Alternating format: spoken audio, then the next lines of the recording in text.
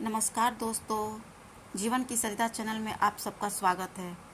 रावण के वध के बाद अयोध्यापति श्री राम जी ने राजपाट संभाल लिया था और प्रजा राम राज्य से प्रसन्न थी। एक दिन भगवान महादेव की इच्छा श्री राम से मिलने की हुई।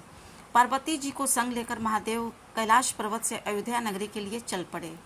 भगवान शिव और माँ पार्वती को अयोध्या आया देखकर श्री सीताराम जी बहुत खुश हुए।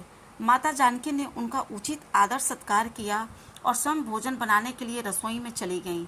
भगवान शिव ने श्री राम से पूछा, हनुमान जी दिखाई नहीं पड़ रहे हैं, कहाँ हैं? श्री राम बोले, वह बगीचे में होंगे। शिव जी ने श्री राम जी से बगीचे में जाने की अनुमति मांगी और पार्वती जी के साथ बगीचे में आ गए। बगीचे की खूबसूरती देखकर उनका मन मोहित हो गया।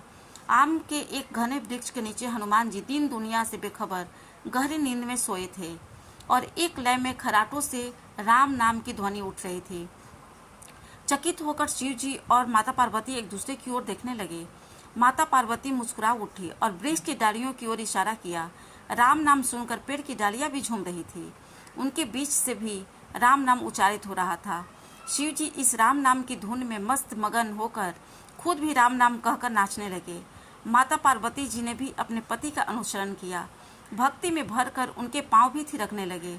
शिव जी और पार्वती जी के नृत्य से ऐसी झंकार उठी कि स्वर्ग लोक के देवतागण भी आकर्षित होकर बगीचे में आ गए और राम नाम की धुन में सभी मस्त हो गए। माता जानकी भोजन तैयार करके प्रतीक्षारत थी, परंतु संध्या घिरने तक भी अतिथि नहीं पधारे। तब अपने देवर लक्ष्मण जी को बगीचे में भेजा। लक्ष्मण जी ने तो अवतार ही लिया था श्री राम की सेवा के लिए। अतः बगीचे में आकर जब उन्होंने धरती पर स्वर्ग का नजारा देखा तो खुद भी राम नाम की धुन में झूम उठे। महल में माता जानकी परेशान हो रही थीं कि अभी तक भोजन ग्रहण करने कोई नहीं आया। उन्होंने श्री राम से कहा, भोजन ठंडा हो रहा है, चलिए हम ही जाकर बगीचे में से सभी को बुला लाएं। जब सीताराम जी बगीचे में गए तो वहाँ राम नाम की धुन मची हुई थी। हनुमान जी गहरी नींद में सोए हुए थे। उनके खराटों से अभी तक राम नाम निकल रहा था। श्री सिया राम भाव विवल हो उठे। श्री राम जी ने हनुमान जी को नींद से जगाया और प्रेम से उनकी तरफ निहारने लगे।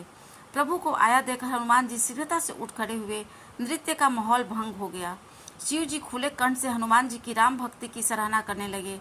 हनुमान जी सकुचाए लेकिन मन ही मन खुश रहे थे। श्री सिया राम जी ने भोजन करने का आग्रह भगवान शिव से किया। सभी लोग महल में भोजन करने के लिए चल पड़े। माता जानकी भोजन परोसने लगी। हनुमान जी को भी श्री राम जी ने पंक्ति में बैठने का आदेश दिया। हनुमान जी बैठ तो गए, परंतु आदत ऐसी थी कि श्री राम के भोजन के उपरांत ही सभी भोजन करते थे। आज श्री राम के आदेश से पहले भोजन करना पड़ रहा था। माता जानकी हनुमान जी को भोजन परोसती जा रही थी, पर हनुमान का पेट ही नहीं भर रहा था।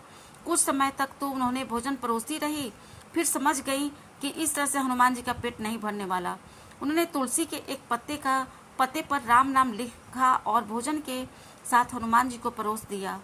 तुलसी पत्र खाते ही हनुमान जी को संतुष्टि मिली और भोजन पूर्ण मानकर उठ गए।